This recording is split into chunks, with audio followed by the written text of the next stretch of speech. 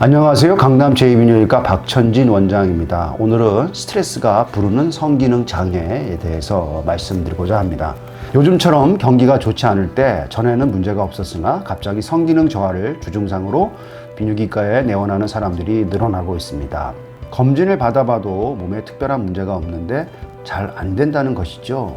상담과 진료를 통해 원인을 분석해 보면 장기간의 스트레스에 의한 성기능 장애인 경우가 많습니다.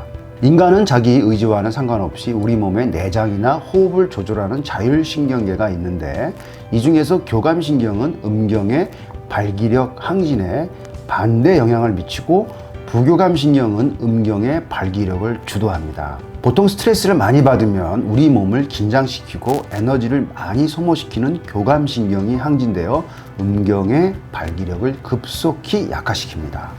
즉 성기능 발휘의 최상의 조건은 몸과 정신도 건강하고 정서적으로도 안정된 상태인 것이죠. 일상에서 경험하는 스트레스 중에서 가장 큰 비중을 차지하는 것이 바로 수면 부족과 불규칙한 생활입니다. 최근에는 야간에 일을 하는 사람이 늘어나고 있고 TV도 밤새도록 방송하기 때문에 자신도 모르게 한밤중까지 TV를 보는 경우가 많습니다. 수면 부족은 아침에 일어나기가 힘들어지게 만들고 몸도 늘 개운치 않게 합니다. 그렇게 되면 아침 식사를 거르게 되는 경우가 많고 허기진 상태에서 일하므로 오전에는 일에 능률이 오르지 않습니다. 이런 경우 아침 겸 점심은 늘 과식하게 되므로 점심을 먹고 나서는 몸이 나른해져서 오후에도 일을 능률적으로 하지 못하게 됩니다. 일을 제대로 하지 못해 초조함을 느끼게 되면 스트레스로 이어지고 그 스트레스를 발산하기 위해 과음을 하게 될 때가 많죠. 다음 날에는 숙취 때문에 더욱더 힘든 일상생활을 시작하는 악순환이 됩니다. 이 같은 악순환의 생활 리듬 속에서 건강한 부부생활을 유지하기란 여간 쉽지 않습니다. 또한 숨막히는 교통체증과 지하철에서의 출퇴근 전쟁은 출근 전으로 또 다른 스트레스를 제공하죠. 현대인의 일상생활은 처음과 끝이 스트레스의 연속이라고 해도 과언이 아닌 것 같습니다. 게다가 운동 부족, 운이 좋아서 한 달에 한두 번 정도 골프를 치는 것이 절대로 운동 부족의 해결책이 되지 않습니다. 현대사회의 각종 전자통신, 운송기구들은 현대인에게 스트레스를 쌓이게 하는 쥐범이 되고 있습니다. 각종 최첨단 문명의 기기들이 신체의 건강, 근육의 힘, 관절의 유연성, 지구력, 민첩성, 근육의 조정력을 자기도 모르게 빼앗아가고 있기 때문입니다. 속속 개발되고 있는 첨단 문명의 기기들이 인간의 근육과 두뇌까지도 대신하고 있습니다. 자동차, 비행기, 엘리베이터, 에스컬레이터 등이 인간의 다리를 볼품없게 만들어가고 있습니다.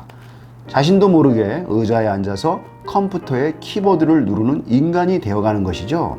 물건을 구매할 때도 가게에 직접 가서 물건을 살 필요가 없어졌고 거의 모니터를 보면서 키보드를 치는 작업만으로 원하는 물건을 성공적으로 구입할 수 있습니다. 다리를 포함한 하반신을 이용하는 경우가 점점 줄어들고 오히려 걸어가는 것이 성가시고 부담스럽게 느껴지고 있습니다. 그 결과 하체 운동 부족으로 음경으로 가는 혈류의 양이 적어지는 것은 당연한 것입니다. 해부학적으로 심장에서 양다리로 가는 동맥과 음경으로 가는 동맥은 근원이 한 곳입니다.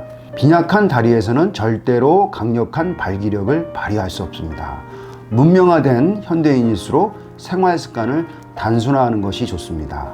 진정한 의미의 스트레스 극복과 피로회복은 절대로 무질서하고 복잡한 생활 습관에서는 얻을 수 없습니다. 매일 규칙적이고 단순한 생활과 자신의 다리로 직접 걷는 것을 통해서 쉽게 얻을 수 있습니다. 모처럼 쉬는 날에 할 일 없어서 막연하게 초조함을 느끼기보다는 자연을 벗삼아 산이나 들을 직접 걷는 것이 도움이 되고 스트레스는 만병의 근원입니다.